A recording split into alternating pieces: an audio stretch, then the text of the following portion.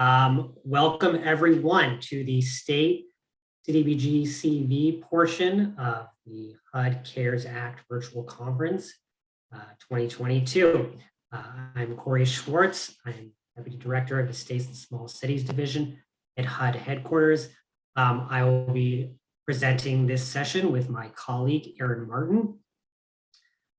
Before we get started, we're going to go through the housekeeping slides of the presentation that you've no doubt heard quite a few times this week. These presentations and recordings will be available on the HUD Exchange. Participants will be in listen-only mode. Closed captions can be viewed using the Show Captions feature below the video player on your screen. Please consult the attendee guide for more information. That's also available on the resources page of the event website. Please submit content-related questions using the Q&A feature that's located below the video player. You may need to scroll down on the page to view that. And then you scroll down and you're using the Q&A, the video will pop up in the upper right-hand corner. We encourage you to submit questions throughout the presentation. You don't need to wait until the end. Erin and I will try to answer questions. We'll probably get to questions at the end of the presentation, but it's helpful for us to be able to see your questions as the presentation is going on. For technical issues, please request assistance through the chat box on the right side of the screen. And any questions can also be sent to the email eventsupport@sidandgroup.com.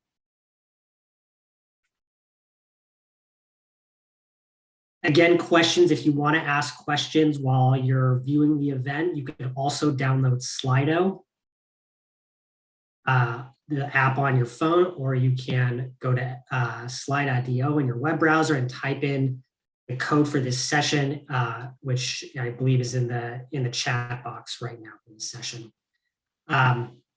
You should be also able to find the session Slido code for this session if you scroll to the bottom of the page.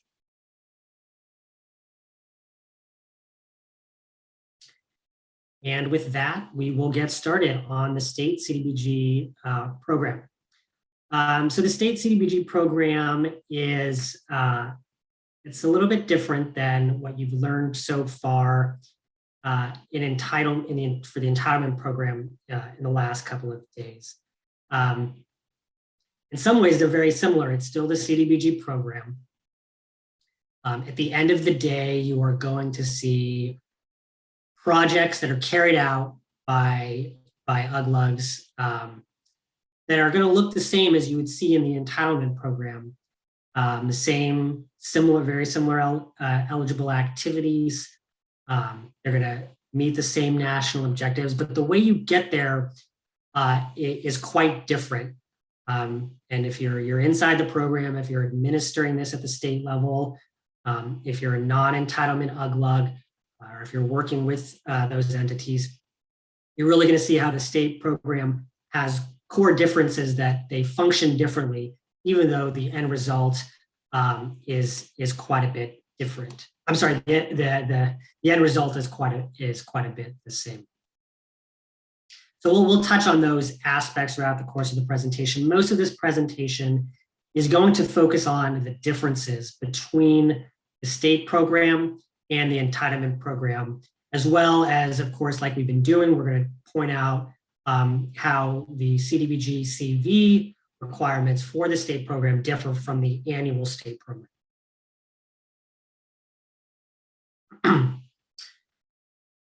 So as I mentioned, we're going to go through the areas of the state program that differ in ways from the entitlement program.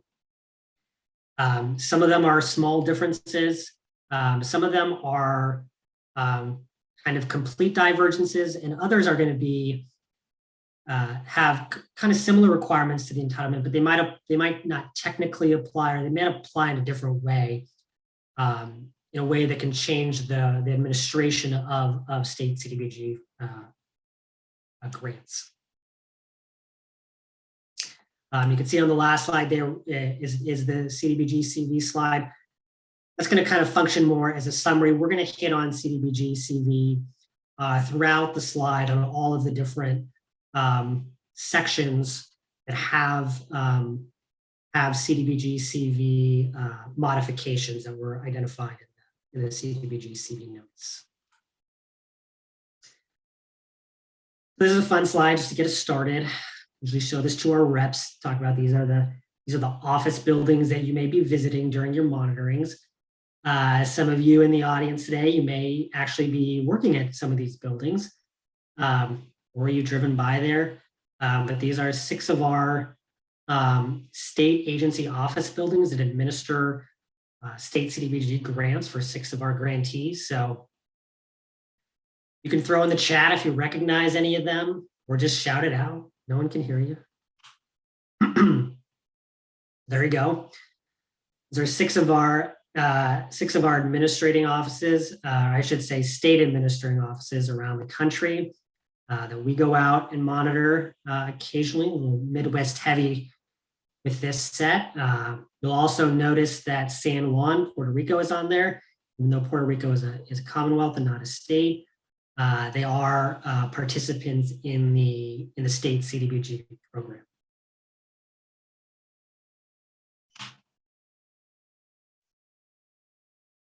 So the first major difference in the way the state program differs from entitlements, it's a really big one, and it's that states don't carry out activities on them. States instead provide grants to non-entitlement units of general local government. You probably heard that term. I've used that term, UGLUGs. So with the state program, it's UGLUGs who are actually carrying out the activities that we'll excuse me, you've learned about, and we'll touch on the eligible activities for the state program in later slides. But the main point is that the state is effectively acting as a pass-through to UGLUGs. The UGLUGs are going to be the one carrying out activities. They're going to be the one using sub-recipients to carry out those activities, or through contractors, providing grants and loans to businesses. The state is responsible for a lot of the administrative aspects of the CDBG grant, but not the activity carrying out portion. So the next slide, we'll get you in a minute. You're going to see really more broken out the division of responsibilities. So I am obliged to use this wind chime metaphor as the way the state program works. And you see HUD up there at the top is the hook, and the funds come down to the state. And I have to say, I have to use the word coconut. The state is the coconut, and the UGLUGs are the chimes, and the funds pass down through the state. This isn't a good metaphor, of course, because wind doesn't pass through coconut to the, I don't know. The slides are prettier than the entitlements, so you have to give us that. And it's a nice little graphic to show as we walk through these. So again, HUD awards the grant to the state. The state does administration. They're going to grant funds to the UGLUGs. We'll talk about how in later slides. And the UGLUGs are carrying out the activities. Just as a broader point, talking about the state versus the entitlement program, which is somewhat intuitive, is that entitlement areas, UGLUGs, non-entitlement UGLUGs, are carrying out activities in non-entitlement areas of the state. So when you think about the entitlement program, you're talking about cities, particularly large cities and urban counties. There's about 1,200 of them around the country. And those are going to be in the denser areas, in the cities and urban counties, suburban areas. The state program, you're talking about the non-entitlement areas. So you're talking about rural areas, often ex-urban, and partially suburban areas. So not only is the administration different, But the nature of the activities that are going to be carried out are going to be quite different because the states cover such a broader geographic area, both between states and within states. Especially with larger states, are going to have a large geographic area that is covered, or I should say is not covered by entitlement jurisdictions that the state is going to cover through its program. So you can kind of get a sense of how the state program might differ than the entitlement program. Before we move on to that division of responsibility slide, I want to talk about CV because I've just introduced this really dramatic distinction between the state and the entitlement program. And then I'm going to walk it back a little bit because with CDBG-CV funds, states can in fact carry out some activities directly or through sub-recipients or contractors. So with the CDBG-CV allocation, we talked about how those came in 3 tranches. Sometimes we refer to them as CV 1, 2, and 3. They came at different times of 2020. In the CDBG-CV notice, where we required states to set aside a portion of their funds at least equal to their CV1 tranche for use by non-entitlement UGLICs. So it doesn't have to be just the amount in the first tranche, just the actual first tranche funding. It just has to be an amount of this entire CV grant that is at least equal to that CV1 amount. And that has to be for use by non-entitlements. That has to follow essentially the regular state program where you're distributing funds through a method of distribution to UGLICs. We'll talk about the method of distribution later. That's going to follow your normal state program.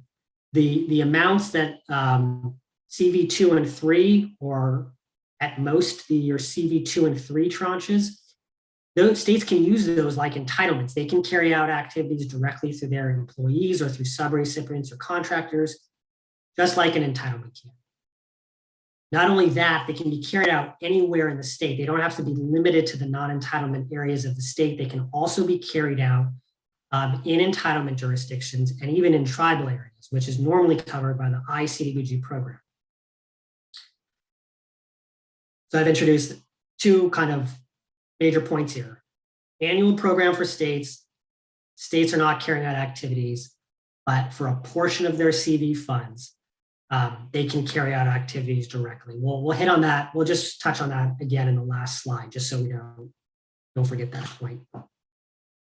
But now we're at the division of responsibilities. So this kind of breaks out further what the state is responsible for its CDBG award and what UGLICs are responsible for. So as I mentioned, states are responsible for administration. So they're doing the CON plan and the annual action plan, fair housing, ensuring fair housing requirements, ensuring all statutory and regulatory compliance with the award. Now you'll see on the right side for UGLICs, they also have to comply with federal and state requirements, and that's true. Both entities do. But states are ultimately responsible for ensuring that all funds, whether they're administration funds that the state is using, or they're funds that ultimately go to UGLICs to carry out activities, the state is ultimately responsible for ensuring compliance. When we go out and monitor, we monitor the state, not UGLICs. We issue findings against the state and not UGLICs. So it's really the state that has to ensure that all funds are in accordance with CDBG program requirements. We'll talk about policy and procedures, procurement, fiscal procedures, ensuring UGLIC compliance. We'll talk about that in later slides, but that's all on the state side. On the UGLIC side, well, what I talked about, they're the ones that are carrying out activities directly. They're doing local citizen participation. We'll talk about that. And they are reporting to the state. They're going to have reporting requirements to the state. State has to ensure, so the state can ensure that they're meeting CDBG requirements.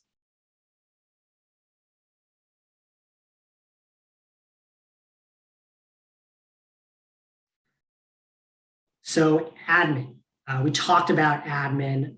You've heard about admin in a couple of sessions now. We just talked about it in the financial management portion. So you know what administrative costs are. Hopefully you do, and how to distinguish and what are eligible administrative costs, how to distinguish them from activity delivery costs, which are especially important in the case of the states, because other than that small exception for a portion of their CV funds, states aren't carrying out activities directly, so they're not going to have activity delivery costs. They're going to have admin costs. But what's really important to you is knowing the caps, of course, to make sure you're not spending more admin, incurring more admin expenses that you are allowed under the program. So there is the similar 20% cap, the same 20% cap that entitlements have for overall admin, management, and planning costs. And that's not just for the state. That includes the state and UGLUGs. So UGLUGs may have their own administrative costs that the state may choose to allow them to use a portion of the CDBG award for administrative costs, and that counts against that cap. So the state has to be aware of that and determine whether it's going to allow UGLUGs to use part of the funds for administrative expenses. I'll talk about that 20A, that's the IDIS matrix code for UGLUG planning only grants, which is a little unique. I'll talk about that in a sec. But before I do, I want to talk about the second administrative cap for states. And this is unique to states. This does not exist for entitlements. This is within that 20%, there's an additional limit on state administrative expenses. States cannot exceed for administrative and technical assistance costs for each year. It's for each grant, $100,000 plus 3% of their allocation. Again, $100,000 plus 3% of their allocation. Additionally, that 3%, once you get above that $100,000 threshold, that has to be matched with non-CDBG funds. So we're gonna just do a quick and dirty calculation. Your state, you get $1 million for your grant. You have your cap is going to be $100,000 plus 3% of $1 million is $30,000. So it's going to be $130,000 for state administrative and technical assistance costs. Now, these costs, this cap, only applies to the state costs. It doesn't apply to UGLUGs. So it's just the state's cap. But going back to the example, so we have that $130,000. Once you get above the $100,000 threshold, every dollar you put in of CDBG funds has to be matched by a non-CDBG dollar. So even though your cap on admin and technical assistance costs might be $130,000, you can only spend $115,000 of CDBG funds that go toward that limit. Because once you get above $100,000, half of it has to be, in this case, $15,000 has to be matched by non-CDBG funds. So it's a stricter limitation on states in terms of how much they use for administration. For planning only grants, so I mentioned I talk about this planning only grants. These are grants from the state to the UGLUG. So they're grants that are made to the UGLUG, but they're for conducting a plan. So they may not have a national objective attached to it. Plan might be a study, some sort of analysis or data gathering or whatnot. It's not an activity that's going to meet a national objective. So it's covered under this administration, the 20% cap. But there's a hitch here. And it's that once the UGLUG conducts the plan, the cost is only eligible as an eligible administrative expense if the plan shows that the activity would meet a national objective if the UGLUG were to carry it out. of low mod income or slum blight. If the UGLUG conducts the plan, and the plan shows that the activity that it's intending to carry out would not meet a national objective, it's not an eligible administrative expense. So states have to be aware of this if they're going to give money for planning only grants. They want to have in its agreement with the UGLUG that it's not going to cover the cost, because it's no longer, if the plan ends up showing that the activity would not meet a national objective, then the state doesn't want to cover that cost because it's no longer even an eligible administrative expense. Real quick, we've got a CV wrinkle in administrative expenses. So what I've been talking about applies to the annual program. There's a different cap for the CV program. And it's a little bit simpler. It's just a one test with a couple of subsets. It's a 20% cap. You have 7% for state expenditures. Of that 7%, 5% for admin, 2% for TA.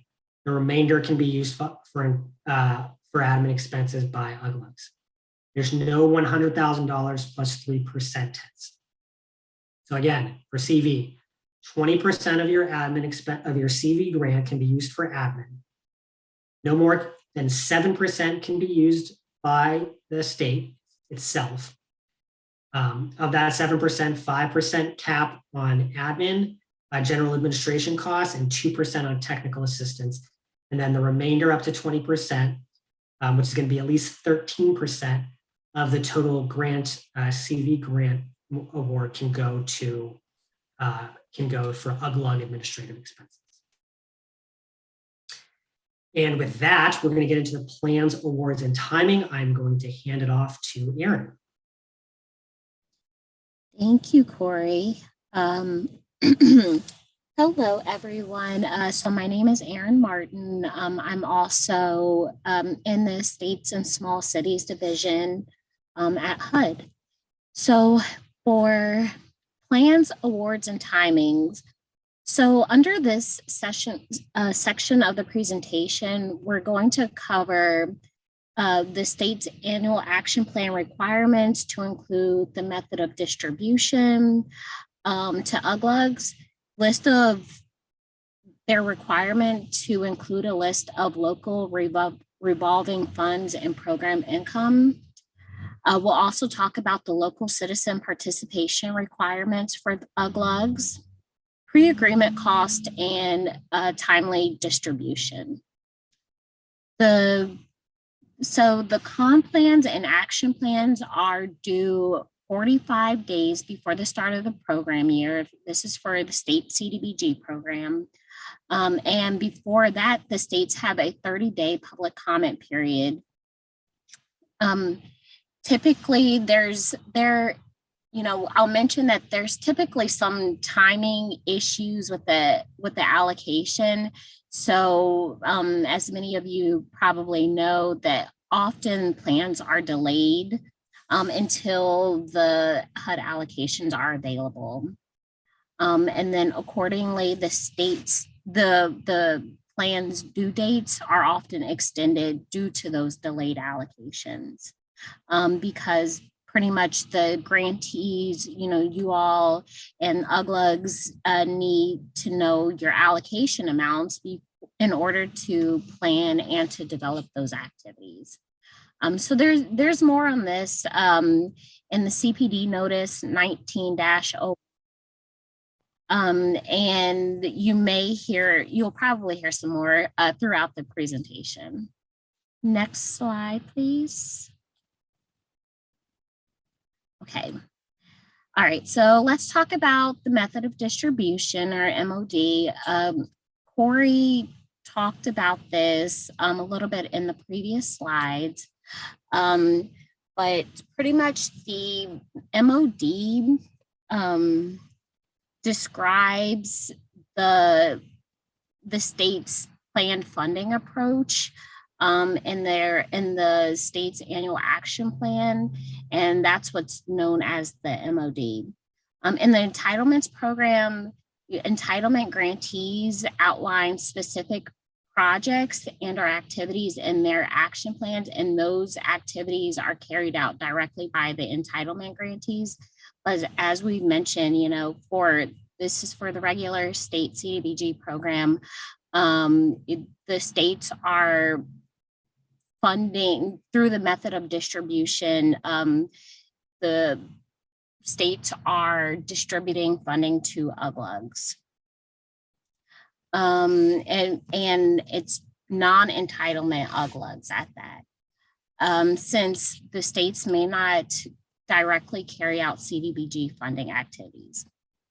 I'll note here that, as Corey mentioned, there are some modifications for CV where the state may act directly.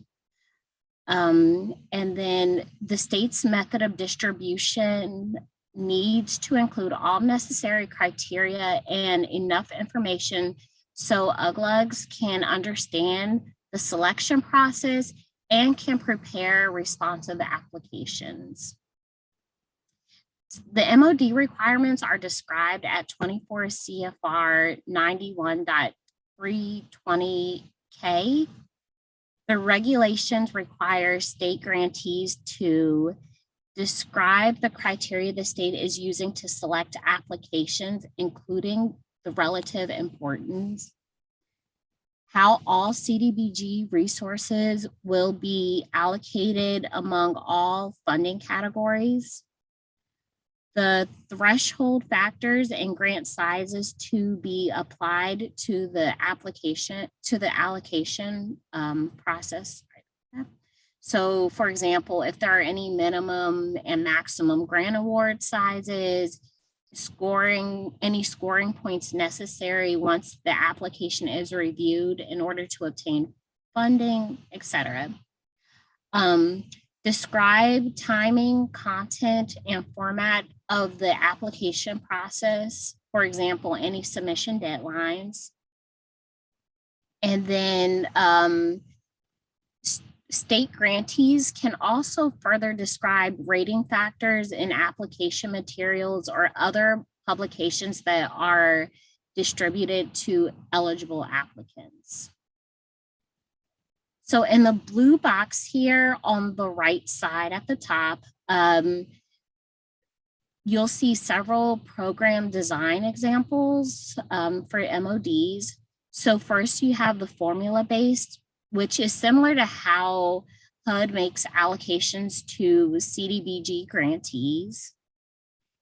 There's the also through competitions, so which you'll typically see competitive funding rounds based on housing, infrastructure, economic development categories, the main funding categories where UGLUGs submit applications for the appropriate competition. So if they have a housing program, then they would submit to the to that respective housing competition. And then finally, there's the regional fair share, where all eligible UGLUGs receive a piece of the pie, or in quotes, their fair share. When designing MODs, states are encouraged to consider the size and number of awards, their administrative capacity, along with the capacity of the potentially funded UGLUG, and then assess where gaps exist between existing staff skills and required skills. And then also finally, with that, just undertake the appropriate training and capacity building to administer the program. We also encourage states to consider their selection processes and criteria. So let's see.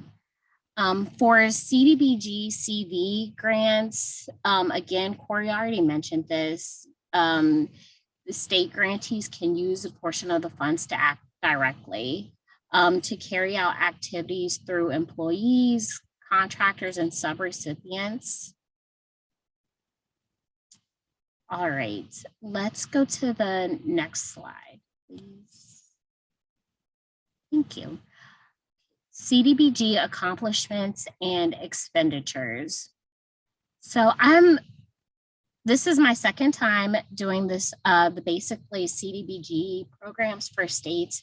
And there used to be, I think for the entitlement side, there was a similar sort of graphic that they also put up on the screen. So this may or may not be, this may be your second time seeing this over the course of the week. But if it's your first time, here we're really just trying to show the diversity of CDBG programs, and we're counting accomplishments by various activity types. So you'll see the green circles are scaled to show the total expenditures, and then the accomplishments for each category are in orange. So the data is a little bit dated. It's a couple of years old, but you'll see, public facilities. There is a lot of money spent for public facilities, water and sewer categories, and the benefit is 1.4 million residents, whereas a much smaller amount of money was spent, let's see, and food banks. You see the little tiny circle there, food banks. However, accomplishments wise, it benefited 2.9 million persons.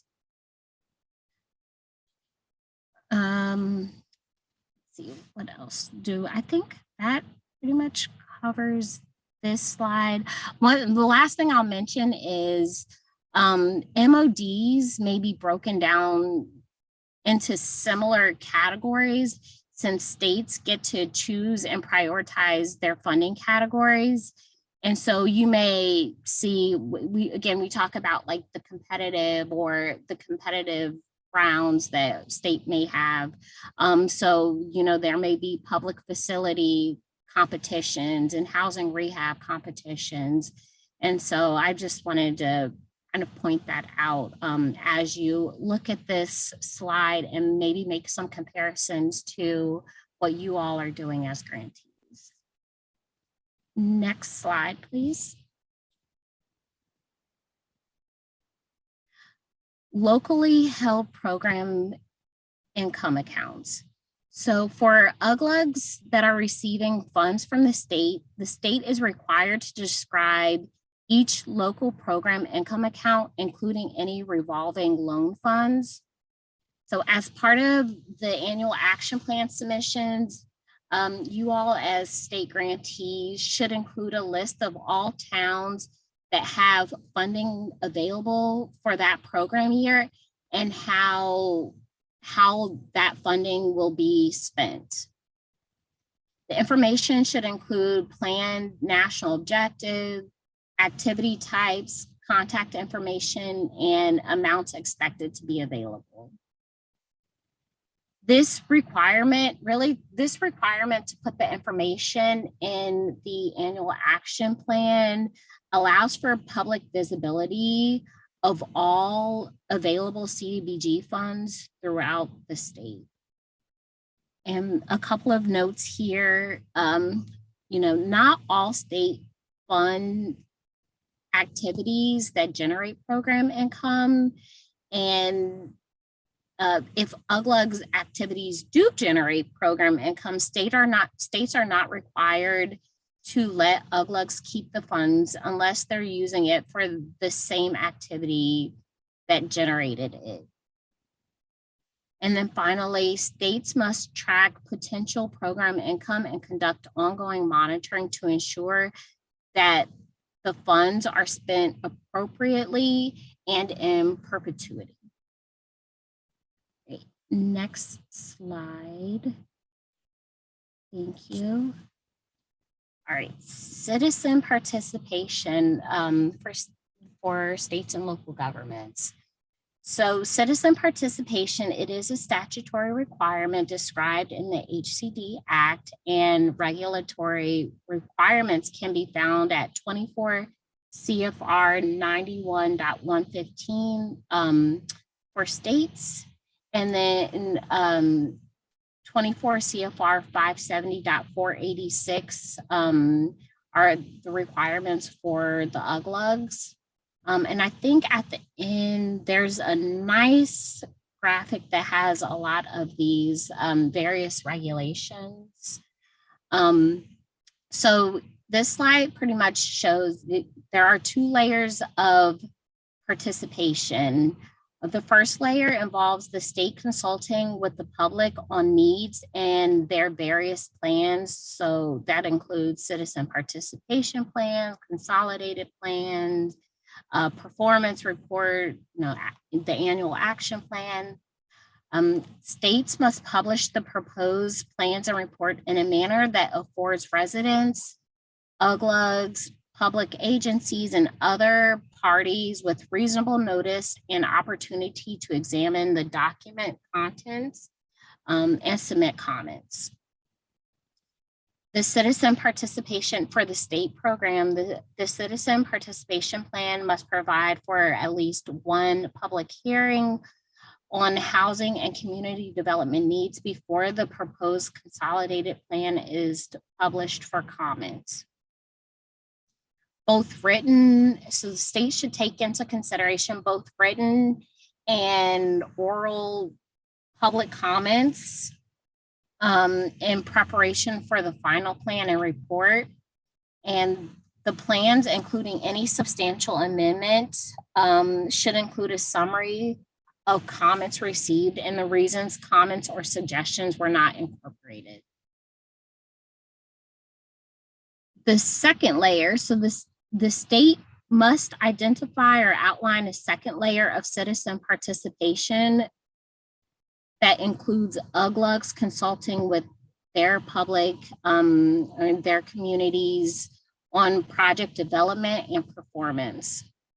So when an UGLUG is applying for funding from the state, HUD and, excuse me, it should be in enough detail where HUD and the public should know the process UGLUGs are using to engage with their citizens on the types of needs for the community, which projects they may be going after or applying for, and then ultimately proposed and actual uses of their funds and performance. As part of the consolidated planning process, UGLUGs receiving CDBG funds from their states must follow requirements at 570.486, which provides for and encourages citizen participation and emphasizes participation by LMI persons. In this orange box here, you will see that UGLUGs must provide citizens with information, including but not limited to the amount of CDBG funds expected to be made available for that current fiscal year, in which, as we said, it includes both grant and anticipated program income. The range of activities that may be undertaken with CDBG funds, the estimated amount of CDBG funds proposed to be used for activities that will meet the LMI national objective, proposed CDBG activities likely to result in displacement, and the UGLUG's anti-displacement and relocation plans. Also provide citizens with contact information for submitting complaints and grievances. Provide citizens with reasonable notice and opportunity to comment on proposed activities and changes. And I'll note that substantially, this is where we talk about substantial changes to the UGLUG's application. So substantially changed means changes made in terms of purpose, scope, location, or beneficiaries. TA or technical assistance to groups that are representative of LMI persons. And then all these really should, the UGLUG still, these are minimum requirements, but the state can have additional requirements, and whatever the UGLUG is doing, it should be consistent with all of the requirements, including those imposed by the state. UGLUGs must also provide at least 2 public meetings to listen to public and respond to proposals and questions at various stages of the program. So as for CDBG-CV, the CARES Act permits grantees to adopt an expedited citizen participation procedures and hold virtual hearings for consolidated plan submissions for the CV funds and for CDBG grants for fiscal years 2019 and 20. So I could briefly go into that. I mean, most of you probably know or hopefully have seen the Federal Register notice that it does a really good job at outlining what these flexibilities are, but they include adopting the expedited procedures to draft, propose, and modify or amend consolidated plans for these 3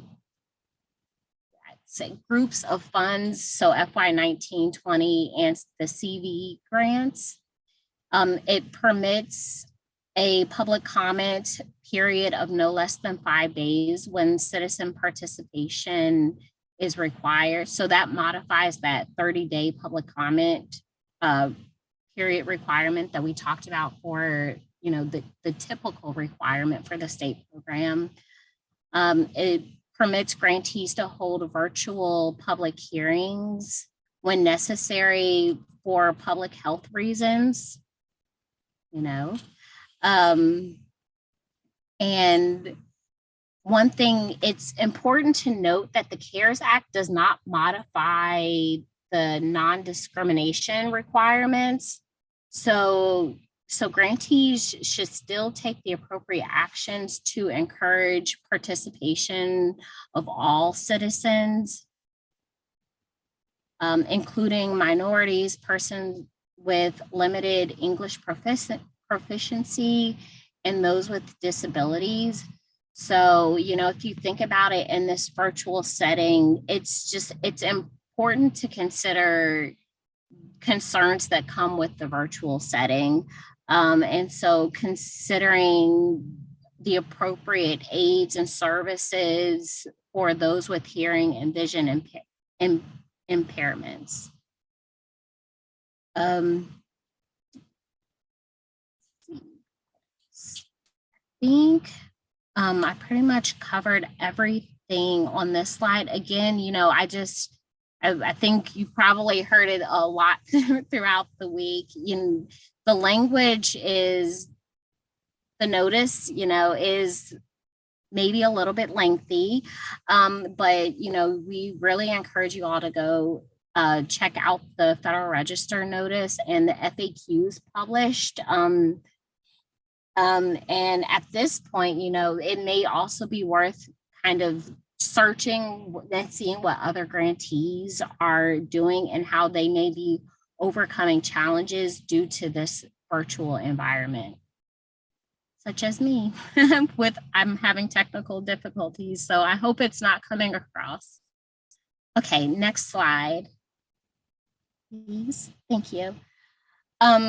Pre-agreement cost. So under certain conditions, states and UGLUGs may incur costs prior to the effective date of their CDBG grantee. A state may establish policies and procedures allowing reimbursement to UGLUGs for incurred costs before their formal grant award or executed grant agreement. So if the state permits it, UGLUGs must follow the state's guidance for both pre-approval and reimbursement after the effective date of the grant agreement, the executed grant agreement. These expenditures must comply with all applicable CDBG and other federal requirements before reimbursing, including, the typical activity eligibility, national objective, the environmental review requirements. The state may also incur pre-agreement costs ahead of the grant agreement execution with HUD. These costs are generally related to planning and admin. And for CDBG-CV, again, it's pretty much the same. It's just there's a modification to include sub-recipients since states may act directly. And now I will kick it over to Corey for timely distribution. Thank you, Erin. So timely distribution. So I talked in the last session about the timeliness test that entitlements have, where they have to ensure that they don't have more than 1.5 times their most recent grant amount in their line of credit 60 days before the end of their program year. That does not apply to states. States have a different sort of requirement that's ensuring that they're distributing their funds, and that's that states have to publicly announce their awards to UGLUGs within 15 months from the date that the state signs a grant agreement. So, we've been talking about that states are not carrying out activities directly. They have a little bit less control over expenditure rates because it's the UGLUGs who are carrying out activities. But what states do have control over is how quickly they're distributing those funds from their awards to UGLUGs. So there's a form, and it's this HUD 40108 form. You're submitting this annually. It has a bunch of identifying information for the state, and then it's basically just a list of the awards that you've made to UGLUGs. Erin talked about the method of distribution. This form is not going to have any details necessarily that are in your action plan or consolidated plan about the types of method of distribution or anything. This is simply a list of the awards that the state has made that have to be done within 15 months of the date of the grant agreement. This regulation is at 570-494. This is just covering grant funds. It's not covering program income. You can look in the CPD notice that's listed there, 1811, that's going to have a little more detail on how to complete and submit that form to HUD. Again, the requirement is a 15-month disbursement requirement to UGLUGs. I'm sorry, a 15-month announcement requirement rather than a 1.5 times test. Like entitlements, states also have, this is for CDBG-CV.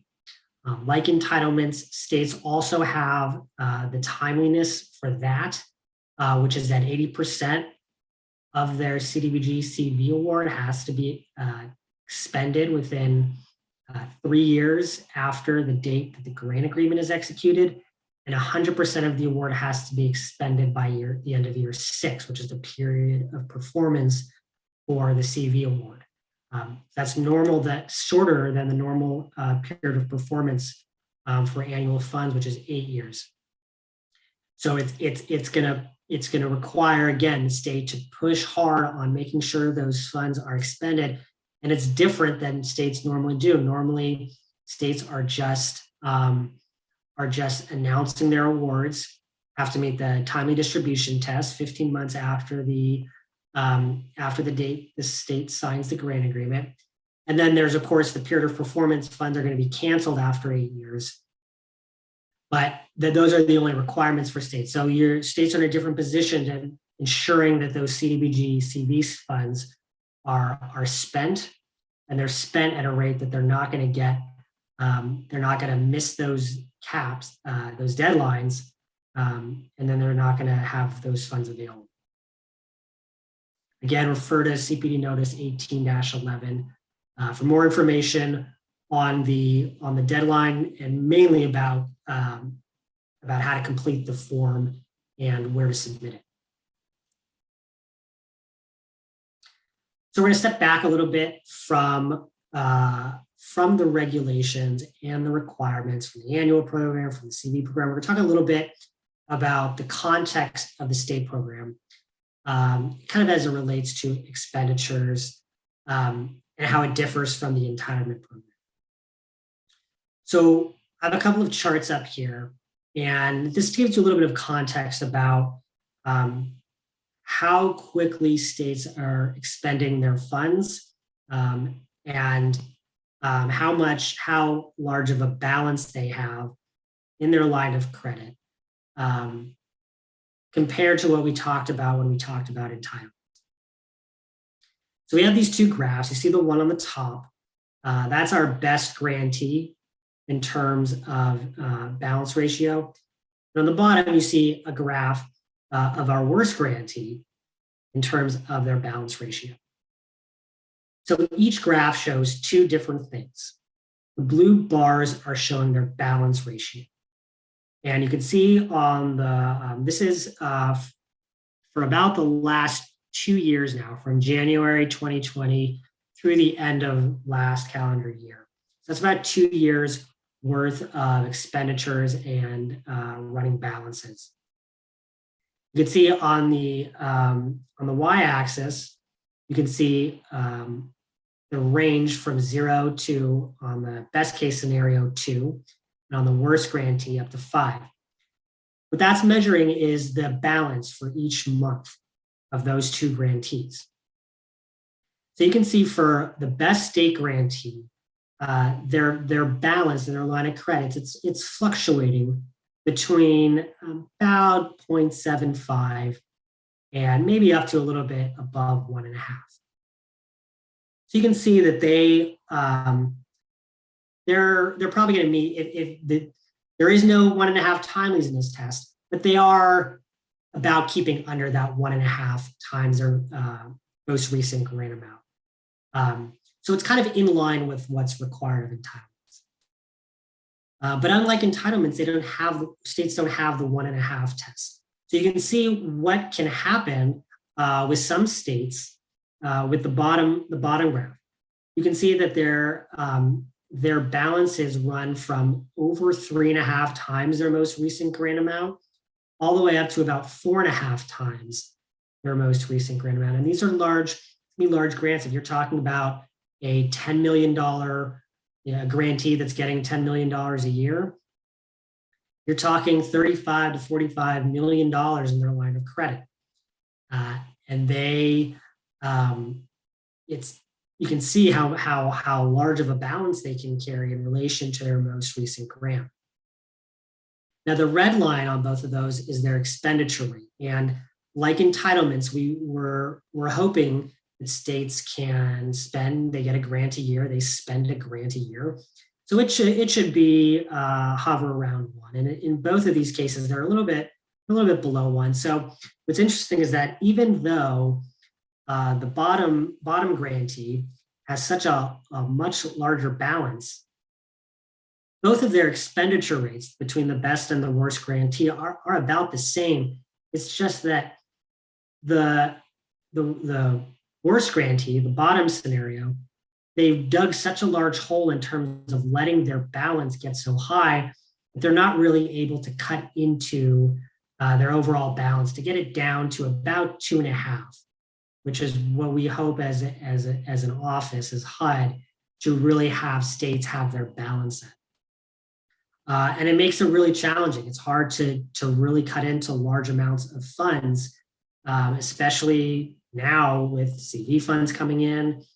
A lot of other federal funding come in response to the coronavirus. It makes it challenging for state grantees with really large balances to cut into that line of credit balance. But again, we don't have the timeliness test. That grantee on the bottom, they're not in non-compliance with any HUD regulation, so long as they're meeting that 15-month time to announce their awards. It's just that they don't have what we would hope to their balance to be carried. And this is really true across the program. This graph is showing in reference to the balance ratio. So this is all state grantees in the aggregate, what their balances are compared to their awards. So you can see that green line across the middle, that's 2.5. So we're hoping the ideal is for grantees to have about 2.5 times their most recent grant. And if you're wondering, well, why do states have just this goal of 2.5 times their most recent grant amount, while entitlements have the 1.5 times test? That's just that, as we've been talking about, the state program has a lot of different administrative components before you get to actual expenditure of funds, because it's not the state expending the funds. They have to do the planning, but then they have to announce, they have to go through their method of distribution. They have to determine how they're going to distribute funds. They have to make the awards, and then they have to announce the award. You can see there's more time that it takes to get from grant award to expenditure, which just inherently makes the state program a little slow. But going back to the graph, you can see there's this the line is kind of jagged, of course, but you can see the linear average. It's going up slowly, but it's over the last 10 years. This is from January 2012. It's gone from about 2.45 to 2.75. You can see it's going up noticeably, the balance ratios. And this next slide is the kind of the inverse relationship with the expenditure rate. It's because expenditure rates are going down. They're decreasing, which is causing balances to rise. So this is showing a similar to the last graph, except the expenditure rates, the goal in the middle there is 1. But that line has dropped from 10 years ago from spending a little bit more than a grant a year, 1.08 of their grant a year, down to near, 0.82 of their most recent grant. So we as an agency don't have a great all-encompassing explanation for why this is occurring. Obviously, you're looking at a time period from kind of coming out of the Great Recession after the financial crisis in 2009, going through now almost 2 years into the coronavirus crisis. It's hit state governments hard and impacted their ability to administer CDBG funds as timely as would be ideal. And it's affected states across the board in terms of being able to expend funds. So back out of context and back into rules and regulations. So we're going to get into talking about eligible activities and national objectives, which was a big component of what you've seen so far in the last couple of days. It's going to be a smaller component of our presentation. I'm going to tell you why. But before I talk more about this slide, I'm going to skip down all the way to slide 39. because there's a really important point as it pertains to the regulations that govern states. So when it comes to eligible activities, for entitlements, you've learned the last couple of days that all of the eligible activity regulations for entitlements are found in subpart B of part 570. So that's 570-201. You've learned about public service activities, 570-201, housing, rehab, housing activities in 570-202, special economic development activities in 570-203. All those are 570-200s. The states do not follow that portion of the regulations. Instead, the state is looking at the Housing and Community Development Act for its eligible activities. So I'm going to flip back to our previous slide as I talk about what that means. States don't have to follow 570-200. They're going to look at the act to determine what is eligible.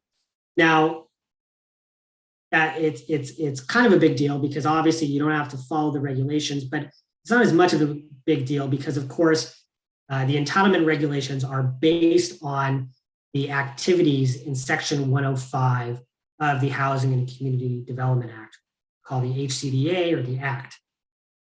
So the activities are essentially going to be the same types of activities, but the entitlement regulations, because they expand a little bit on the Act, they provide some little bit of different contours and limitations on the language of the Act, the activities, eligible activities in Section 105.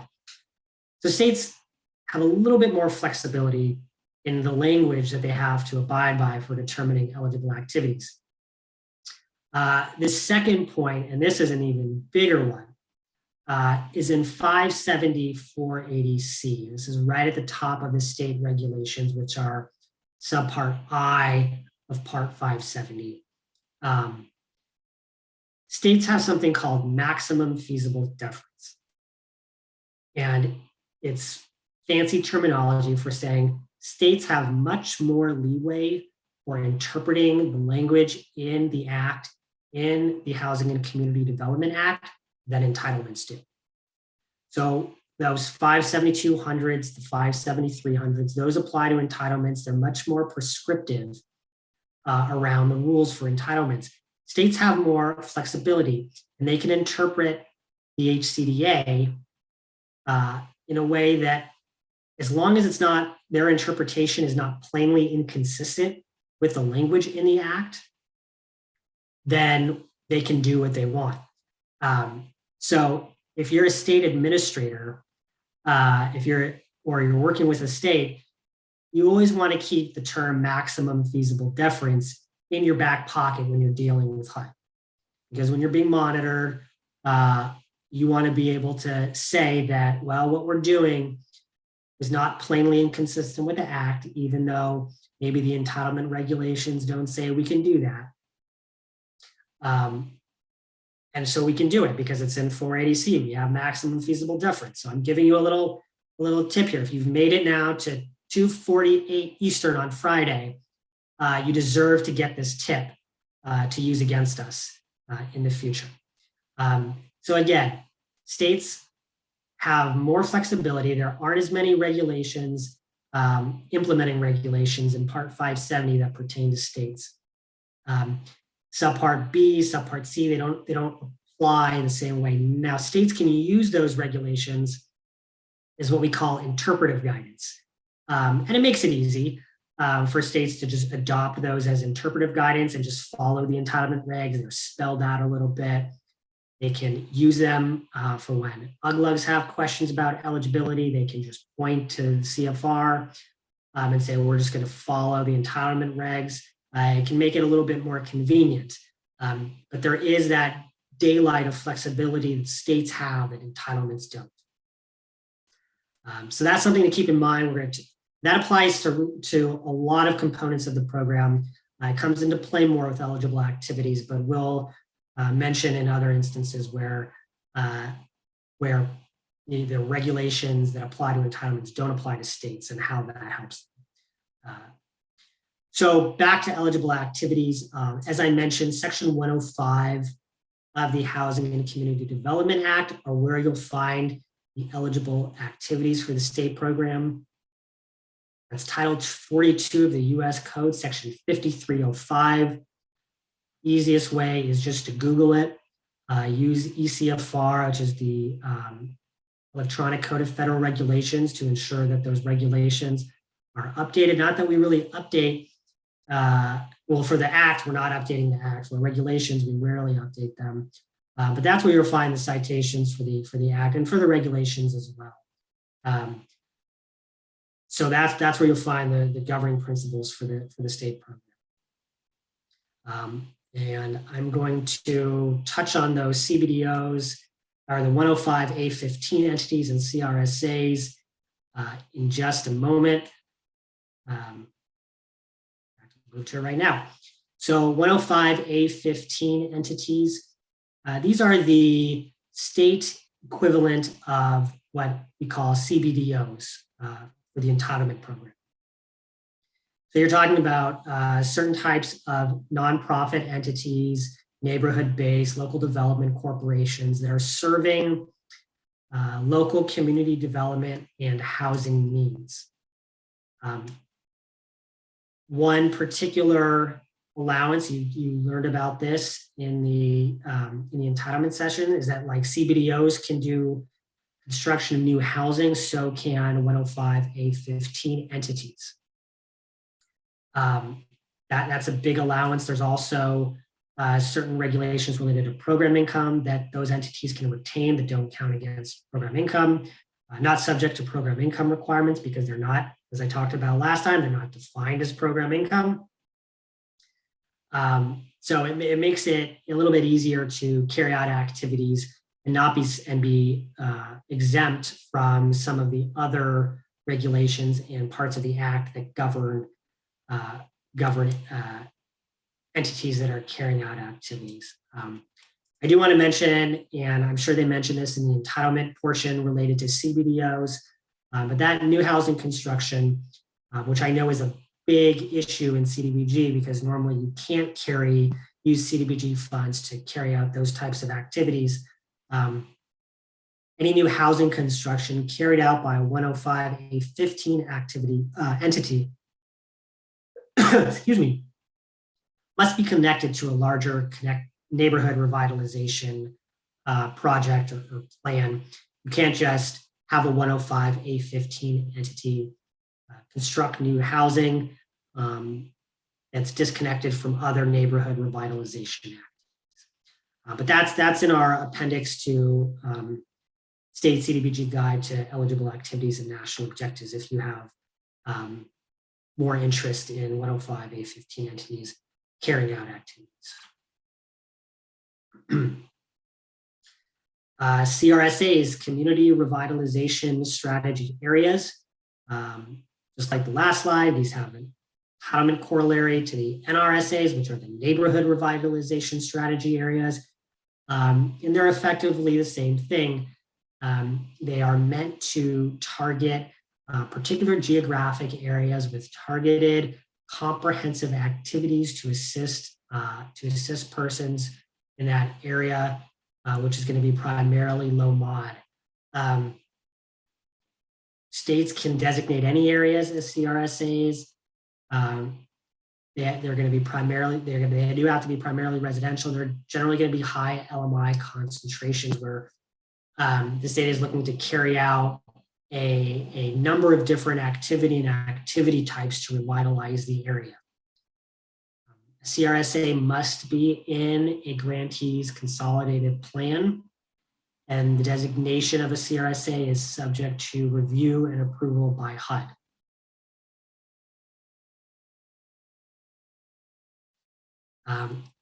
Like 105A15 entities, the act of designating a CRSA is going to allow for some special things for activities in those areas. So housing units can in different parts of the CRSA, in different areas within the CRSA, can be considered part of one structure. Job creating activities in the area can be considered to meet an area benefit, the low-mod area benefit national objective. So you might ask yourself, well, why does that matter? It reduces, it's going to lessen the burden on the grantee for collecting information. So normally if you have an activity that's going to create jobs, you have to collect household income information to ensure that they're meeting the LMJ national objective. But if you're carrying out a job creating activity in a CRSA that meets a low-mod area benefit, you don't have to collect all that data. You can carry out the activity. It's still that low-mod national objective overall.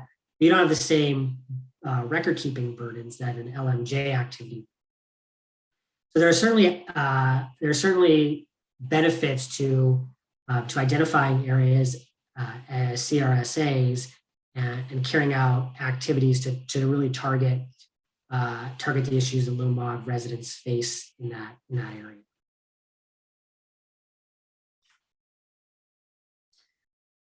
National objectives.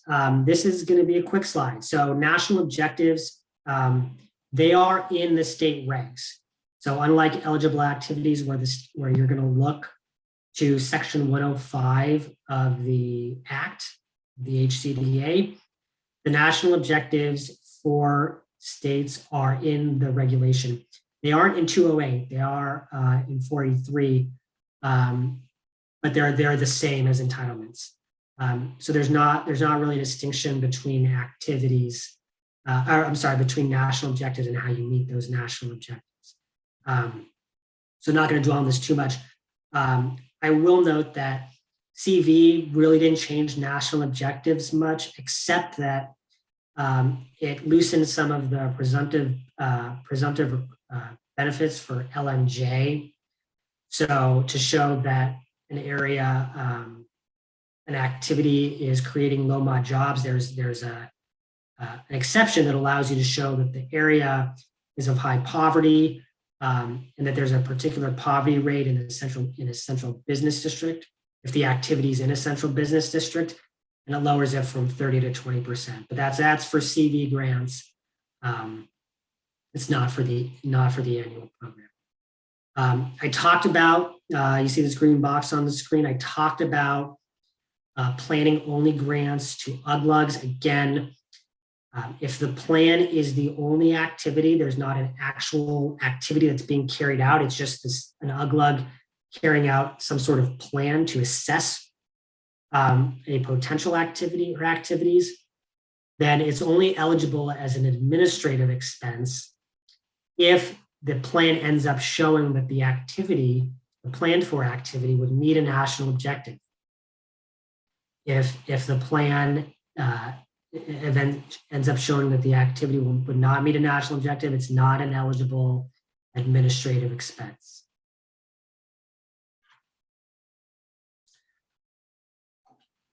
So this is getting a little bit more into the practical about qualifying activities using the low-mod area benefit national objective, and some really big differences between the entitlement and the state programs. On the left, you're seeing an urban area, and on the right, you're seeing a more rural setting. This is probably pretty obvious to you, just based on the way the areas are drawn. So for each of the two graphics, the gray area is the entitlement area. I'm sorry, the grantee area. So on the left, in the urban setting, you have an entitlement grantee, that gray shaded area. And on the right, you see a state grantee where the entirety is a non-entitlement area within the state's jurisdiction. So the entire portion of that graphic is part of the non-entitlement area. And those hard black lines, those thicker bolded black lines, are the census designated places that are going to show up in HUD's LOMOD data. The lighter gray lines are census block groups within those places. So on the left, you're looking at the entitlement area. You're seeing smaller geographic areas in terms of the places and the block groups. And they're going to be more in line with geographic elements within that area, perhaps rivers or other geographic boundaries. And they're going to be more, correlate more to population, kind of population centers. So you're going to have probably, in a lot of cities, you're going to have the numbers of people in each of those places or block groups are going to be roughly similar. And it makes it easier to determine LOMOD whether activities are benefiting, or I'm sorry, defining areas that might benefit from the LOMOD area, an activity that might benefit, meet the LOMOD area national objective, because it's easier to draw those lines. The geographic areas are generally smaller and they correlate to a particular neighborhood or group of neighborhoods. And on the right, you have the state program, what states deal with when they're dealing, and this is just for LOMOD area. You can see it's quite a bit more of a challenge. You have just a few census designated places. They're much smaller. They're much further apart. They're not spaced apart in any necessarily consistent way. You can see there might be, in that middle census block group, there are 5 different census designated places. And then the ones next to it, for the one at the top, you don't, in that large box or rectangle, you're not seeing any census designated place. So it's a lot harder to use HUD's LMI data in the state program, which makes it imperative that states understand how to conduct LOMOD income surveys. So we have a notice for that, CPD 14-013, which is the guidelines for conducting income surveys to determine the percentage of LMI persons in a service area of a CDBG funded activity. Now the notice covers entitlements too, but it's really much more applicable to states because, as I've been talking about, states have much more of a challenge with just identifying the block groups that might be served by a particular area. So if you are a state, it's critical to read that notice. Again, that's CPD 14-013 to help you in conducting LOMOD surveys.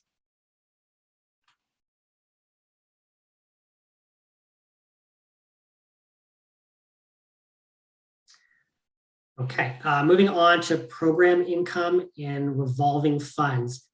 So I talked about this quite a bit in the last session about the program income. You want to go through that 2-step analysis. You want to figure out funds coming back into the program from CDBG assisted activities.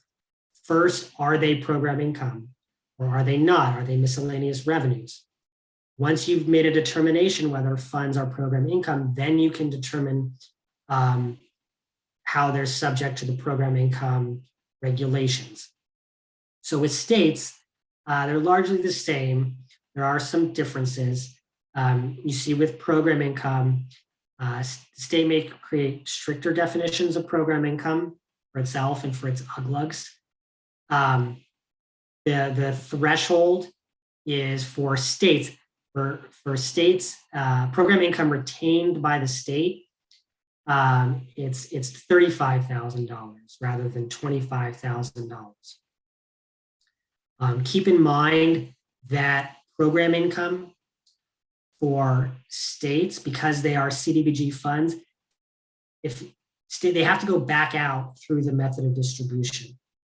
So just because it's program income and it wasn't in the original method of distribution for a particular grant, once you receive PI and you want to send it back out to non-entitlements, it has to be included in your method of distribution in your action plan. So keep that in mind. We got a question as from the first part of the section, and it pertained to the program income cap, or retain to program income as it relates to the administration cap, and it was whether program income counted for to calculate the administration cap, and it's yes. And we have some very detailed slides up ahead. It's gonna show that, but yeah, program income counts toward raising the cap in the year it was receipted, in the year the program income was receipted. There's the last bullet on the left there for program income. States may require UGLUGs to return program income to the state unless the UGLUG is using the income for the same activity, in which case the UGLUG can retain the program income and use it for that same activity that generates. States revolving funds and UGLUG's local funds. Similarly, that kind of goes back with the last bullet I mentioned. If UGLUGs are getting program income from a particular activity and they're going to want to use program income for that specific identified activity, they can retain that program income. They don't have to return it to the state. Additionally, in that third check mark, you see that there's no $35,000 threshold for UGLUGs. So there's no, if UGLUGs get any dollar back from a CDBG generated activity, that is program income. There's no threshold under which it can be considered miscellaneous revenue. And just to note this, the last check mark on the right, that you can't directly capitalize revolving funds with grant funds. So you can't take a chunk of grant funds, put it in a revolving fund, and then start making grants. You take the grant funding, they being UGLUGs, make grants, get program income back for the first time, then you use those funds to capitalize or start a revolving fund, and then they have the revolving fund where they can use those funds for the same activity.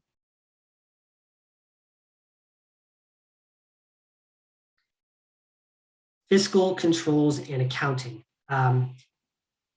This goes back to what I was talking about with states having a more independent role in overseeing the CDBG program and overseeing the CDBG award. States, as you can see there, don't follow all of Part 200, or at least don't have to follow all of 2 CFR Part 200, the Uniform Administrative Requirements. We talked about that in the last financial management session before the break. The Part 200 applies to entitlements. It doesn't wholly apply to states. On one of the later slides that Aaron mentioned and that I flipped to briefly is going to talk about, we'll get to it again later, but it's going to talk about which parts of Part 200 apply to states and which parts states can adopt. So in 57489, which is the part of the CDBG regs that applies to state administration, which also includes information about program income, program administration caps, talks about fiscal controls and accounting. So you're going to want to be very familiar with 57489 and very familiar with guidance materials that you get that relate to that, or training materials, basically CDBG, because that's very critical for administering the program and understanding those requirements and those allowances. So states can establish fiscal controls and accounting procedures in one of 3 ways. They can apply the way they use their own funds and the principles of their own funds to CDBG funds. They can adopt new fiscal and administrative requirements, or they can apply the provisions of 2 CFR Part 200 to themselves and to UGLUGs that don't automatically apply to them.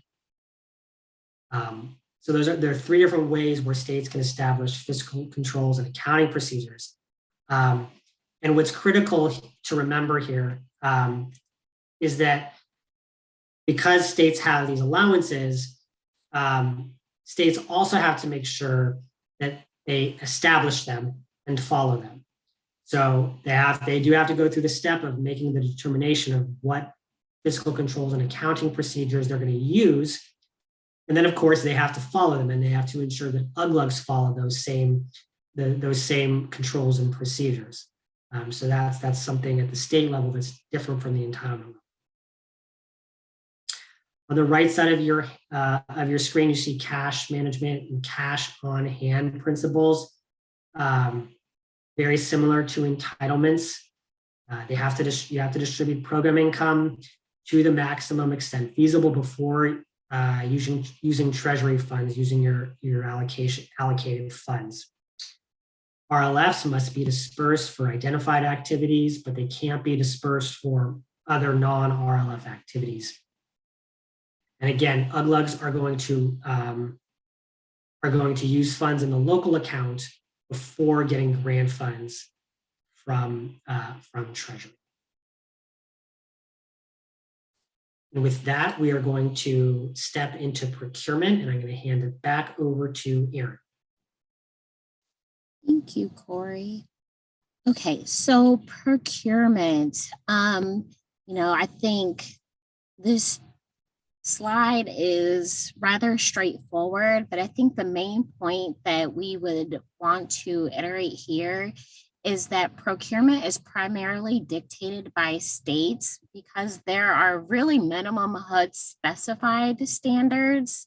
Corey mentioned the states are allowed maximum feasible deference in the implementation of their program.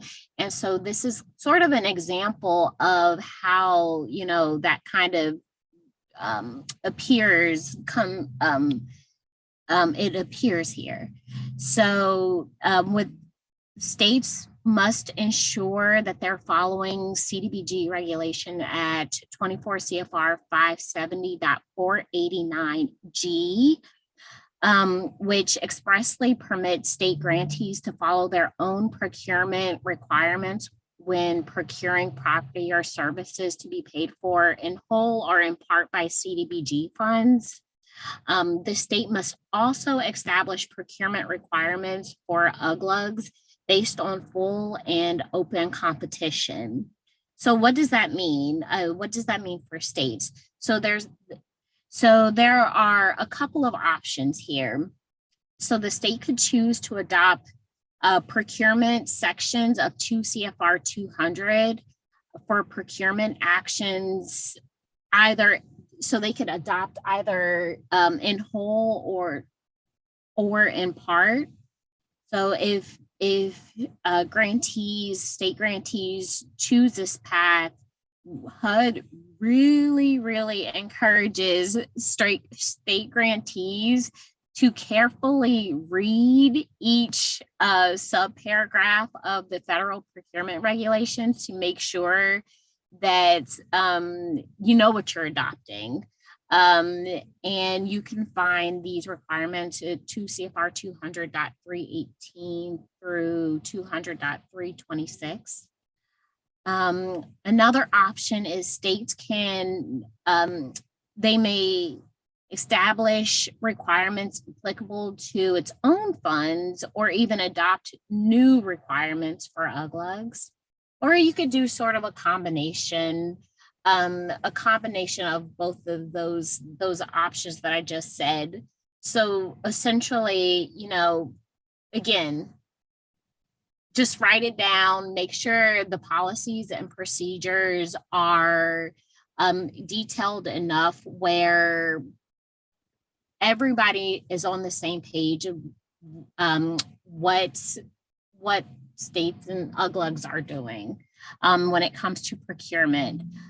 So as you'll see in the regs here at 489G, there are some minimum procurement standards. So there's not much, it's only a paragraph. So be sure to read that paragraph as many times as you need to make sure that you include the minimum procurement standards that we have in the regs. And so that includes promoting full and open competition. It includes methods of procurement and when they apply. So you want to be sure to spell out, if you're doing small purchases, sealed bids, informal advertising, competitive proposals, just making sure that you spell out these various methods of procurement. Also, cost plus a percentage of cost and percentage of construction cost contracts are not allowed. They are prohibited. So be sure that that's not happening. Standards of conduct for employees engaged in the award or administration of contracts. So conflict of interest. And then ensuring that all purchase orders and contracts include all applicable references to federal requirements. Again, I just reiterate, whatever you all as states choose to do, it's just important that it's well documented what the standards are, and that the state and its UGLUGs are following. Because when it comes time to monitor, that's what you're being judged by, what your policies and procedures say. I know it's the end of the day, and I'm sure you all are ready to bring on the weekend. But, I think that, again, there's a lot of flexibility here. I'll go over this box in green. It's a common question that we see. It's rural areas with few engineering and construction firms often ask about conflict when one firm helps develop the project requirements for procurement and that same firm also wins the bid. So, would this be a conflict of interest? Normally, we would have time to kind of talk about it in a different format, in a different setting, but the answer is yes, it is a conflict of interest. However, upon written request, states have the authority to issue an exception to a conflict of interest provision. HUD actually encourages it, especially in these rural areas.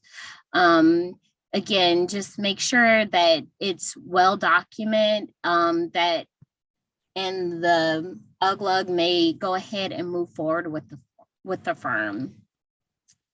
If a local government has requested an exception to the conflict of interest provision, the state must properly document its determination and compliance with all requirements of this section of the regs. Again, you could find this part in 570.489. H is where you would get some more information here. And it explains factors to be considered for exceptions. So for CV, and it still applies with some modifications to include subrecipients. Again, since states can carry out activities directly, the reg has been expanded, if you say, to include subrecipients or even other state agencies that may be using CD funds. All right, next slide, please. Thank you. Okay, subrecipient monitoring. So again, here the state must evaluate UGLUG risk of non-compliance, and then monitor and audit the activities of the UGLUG as necessary.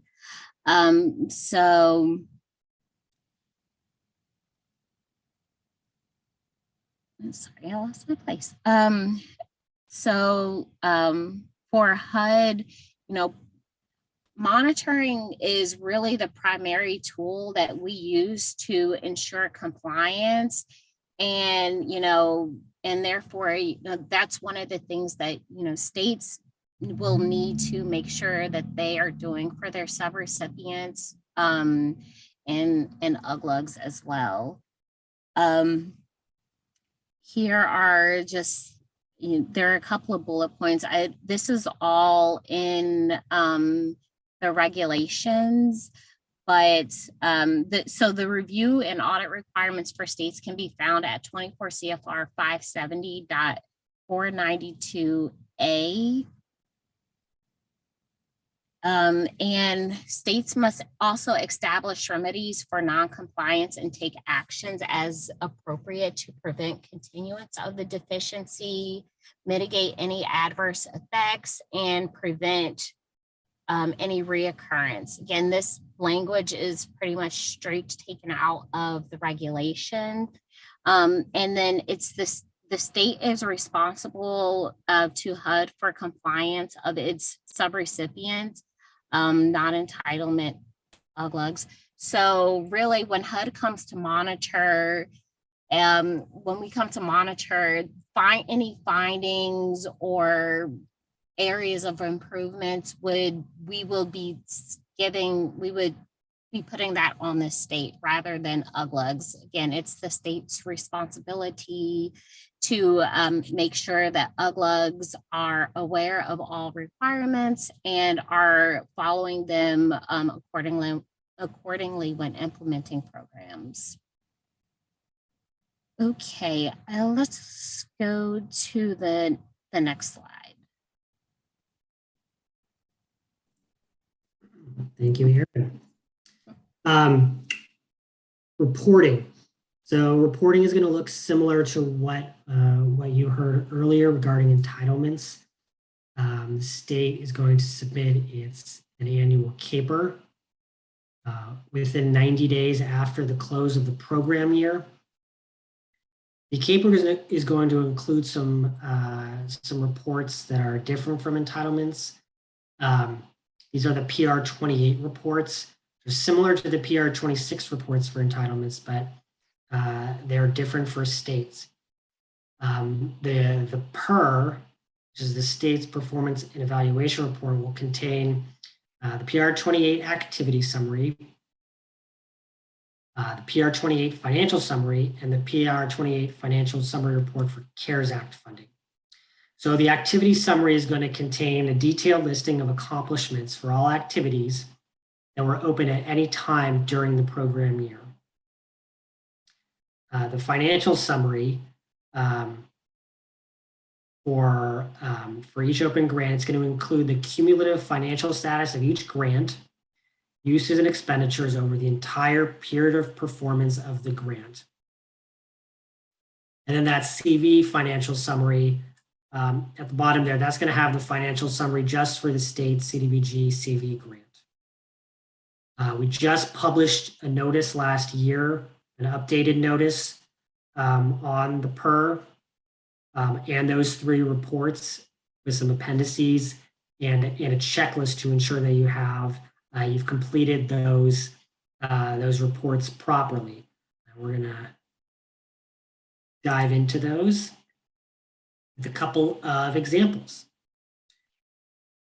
So this is the PR28 financial summary. These are snippets. It's not the entirety of the report, as you can tell by the gaps in line numbers. But this has some critical information from the PR28. And from this, you could make 3 compliance determinations from these snippets. And I'm going to give you about 30 seconds to just think to yourself and see if you can identify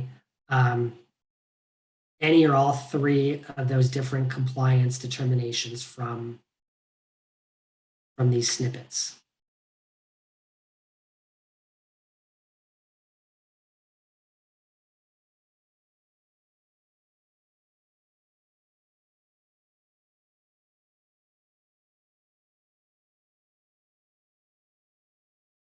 All right, I'm going to give you less time because you're all excited to get out of here. First one, line 18. State funds set aside for state administration match. On here, it's $0. Well, states don't have to set aside funds for the state administration match if they don't exceed the $100,000 threshold in 49. So have they? Well, look down to line 31. Line 31 is more than $100,000, which means they did draw an additional amount for state admin, which means they would have to match the funds above $100,000. They're going to fail that or the second admin cap test. They're going to have to go back and set aside other state funds to match the amount above $100,000 that they drew for state admin. So the second one is in the green there. So back down to line 31 for the total drawn for state admin. Did it exceed the 3% of their grant amount, I should say their total state CDBG resources? So to figure this out, you're going to divide line 31, divided by the amount in line 7, which is their total state CDBG resources. And this is the sum. You don't see it here, lines 1, 5, and 6, but those are, line 1 is the grant amount. Line 5 is program income. So this goes back to that question I mentioned we had gotten earlier, and you can see how it plays out. Does program income count toward the admin cap? And it does. And this is how it counts. You can see you're adding it to the denominator here to figure out whether you've exceeded the cap. You can also see it down there in line 46, program income received. That's just replicating line 5. They're just using it for the public service cap down there on line 46. So if you add all those, line 6 is section 108 program income or repayments, but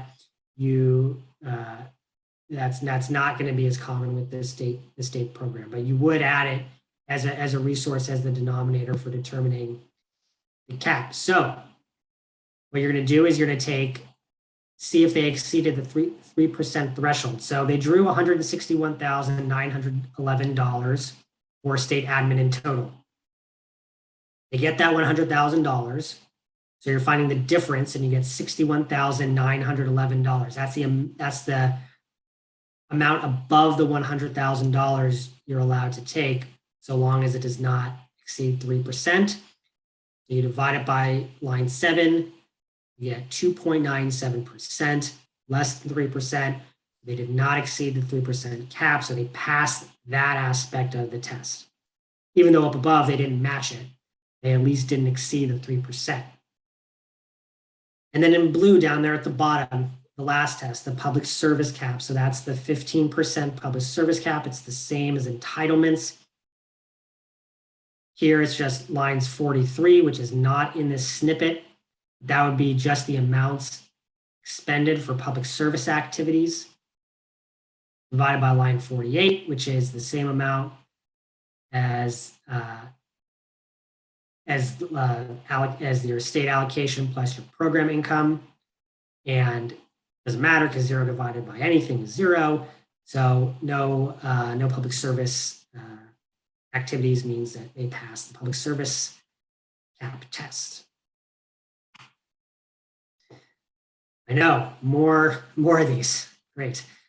But they're important, so it's good just to see how these play out. I know you got, sometimes it can be make your eyeballs bleed to look at too many IDIS screens. But when you're going through these, when you're getting a lot of just words and talking about caps, it's really helpful to see how they play out. So here, this is going to be compliance with planning and admin cap.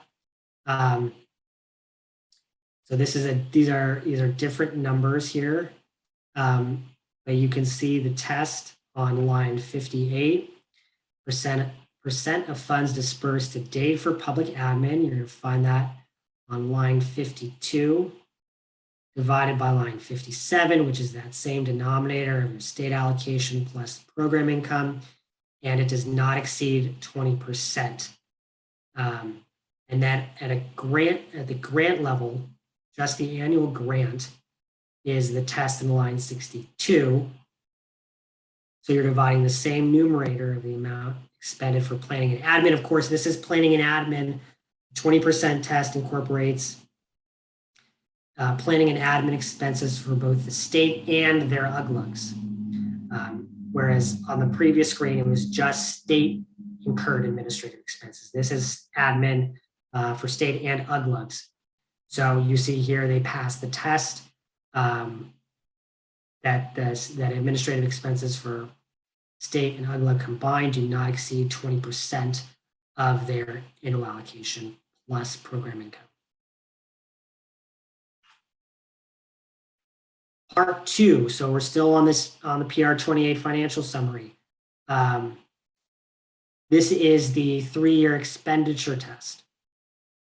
So you can see here, this is a really easy test to pass. So please pass this test.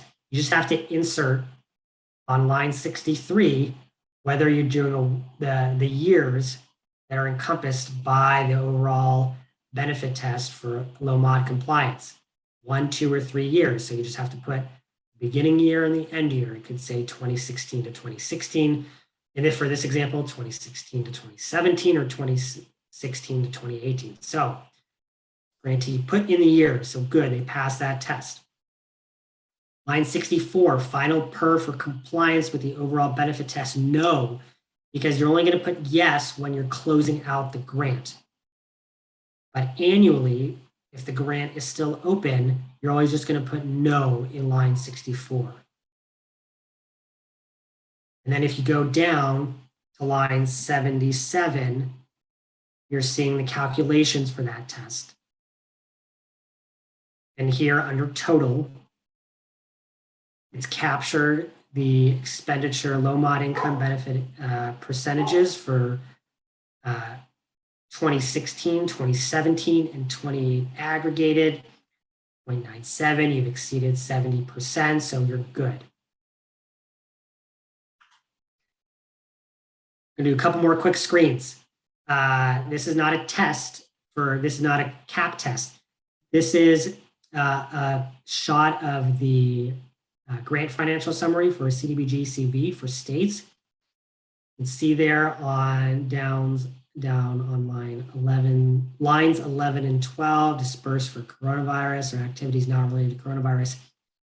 Can anyone see a problem with this screen?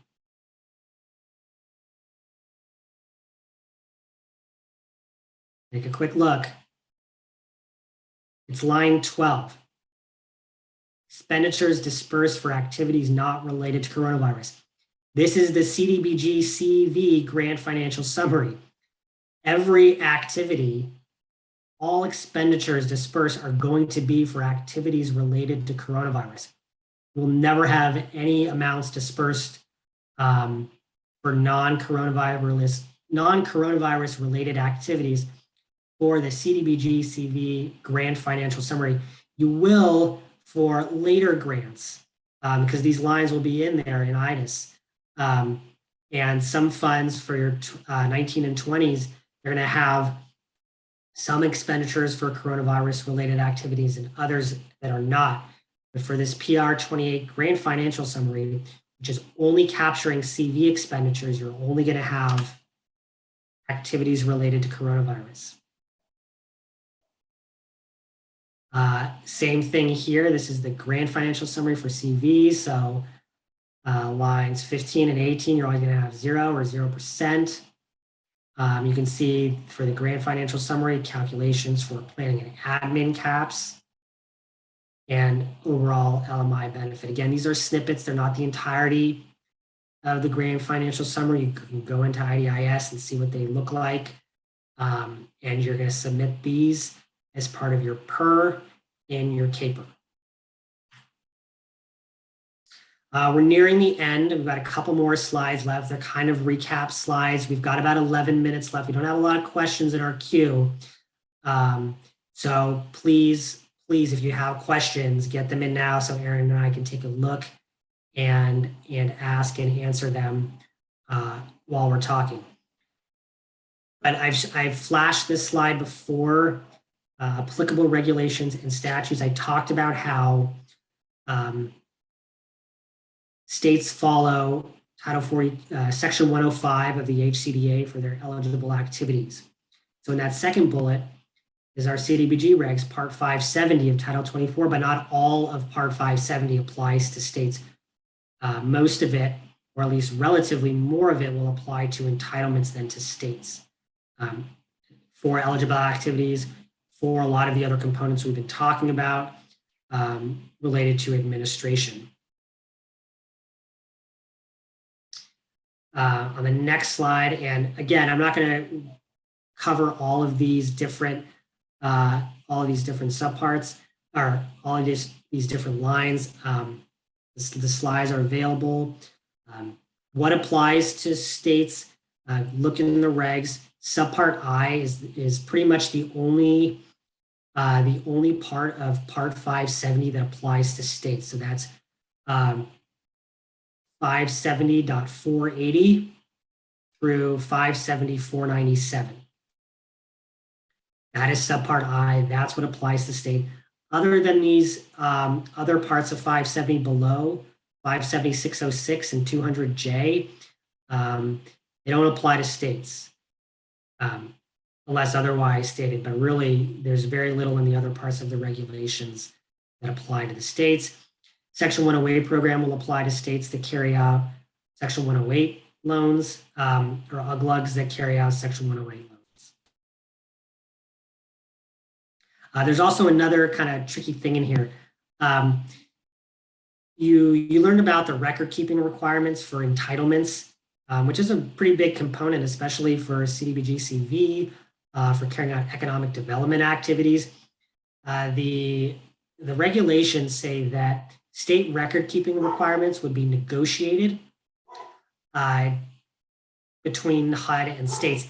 It doesn't really say anything beyond that. So the record keeping requirements for states are actually in an appendix to the State Guide to National Objectives and Eligible Activities, which is a really strange and not good place to have record keeping requirements in an appendix to a to guidance materials and really training materials.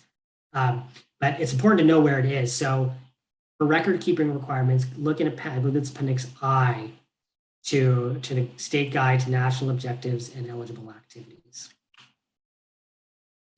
This is a continuation. This is specific to Part 200. So how does Part 200 apply to state CDBG? You can see there that subparts A and B of Part 200 are applicable. Subpart F is applicable, but the other parts, including the big ones like cost principles, are applicable in part, or states can choose to apply the parts that don't necessarily apply to it. So it's important to know for Part 200 exactly, or I should say for the administrative requirements that are addressed by Part 200 that apply to entitlements, what parts actually apply to states. The cross-cutting requirements on the right, those do apply to states like they do entitlement. So the big one, of course, environmental review, but also Davis-Bacon, other labor requirements, Section 3, HUD Reform Act, those affirmatively furthering fair housing, those are all going to apply to states. I'm going to flip it back to Erin real quick for closeouts and cancellations. Yes. Okay, so real quick, there are two ideas here when we talk about closeouts and cancellations. I won't dwell on this since we are short on time, but here at the top left, you'll see three resources that we just highly encourage you all to go ahead and take a look at so that you get a better idea of what closeout requirements are for your state grants. It's never too early to start. I'll say that, to just start thinking about what you need to close out and make sure that you have all the appropriate procedures in place that we've been talking about for the last couple of hours, so that when it's time to close out, you all are ready and not scrambling to try to get your grant closed out. So here are just a couple of requirements under there. Obviously activities need to be completed, eligible, meet national objectives, etc. And then on the right here, there's cancellation. So account cancellations, I will say. So this is different and shouldn't be confused with programmatic closeout.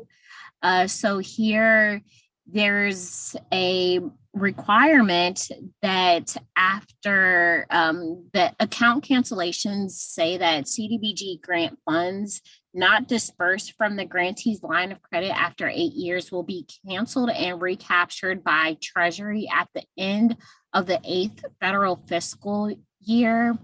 This is pursuant to 570.489H. So just go take a look at that. I think you all probably are all familiar with it. So to sum it up, for FY 2015 funds, they'll be canceled and recaptured if they're not drawn down from your line of credit by the end of this year, typically around, September, but throughout the year, sometime, spring, summer, we do issue some guidance to kind of let you all know when that date is so that you can go ahead and make sure that you've spent all your money, because we don't want to take anything back. And it's important to know that HUD cannot waive this requirement. And I am finished. Corey, go ahead if you want to finish us out. Thanks. Okay, last content slide. I'm not seeing any questions in the queue, but this is your last chance to get a question in. Hopefully we can answer real quick. This is our state CDBG-CV slide. I think we did a good job of this being a summary slide because we've talked about everything. But for the CV program, things to remember: states can carry out activities directly. It has to have set aside the amount at least equal to the CV1 tranche of their allocation for use by non-entitlements, but the rest states can use directly through its employees, sub-recipients, or contractors, as well as throughout the state. And it's not limited to non-entitlement areas. They can also carry out activities in entitlement in tribal areas.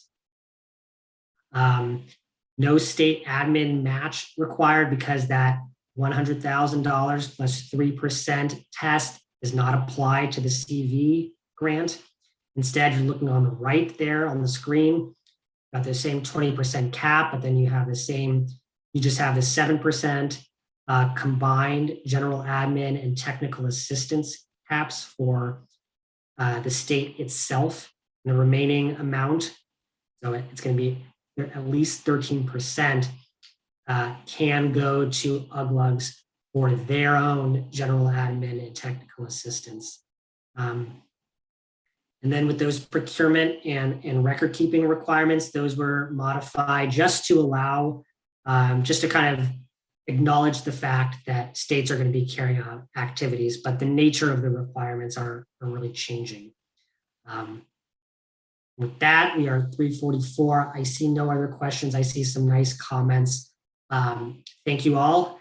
If you are on the East Coast and along the ocean, stay safe with this storm. I see it's snowing in Washington, D.C. And thank you for sticking around for the last couple of presentations for the conference.